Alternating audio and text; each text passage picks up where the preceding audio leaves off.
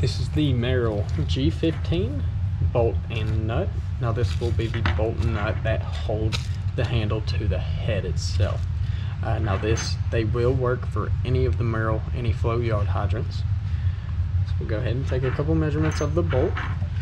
So we'll get a total length from the end of the head to the end of those threads there.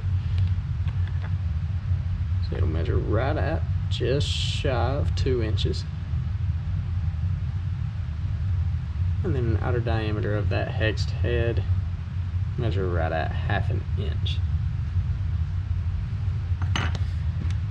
And then we can measure that nut just because, and that'll be just shy of 1/2 inch.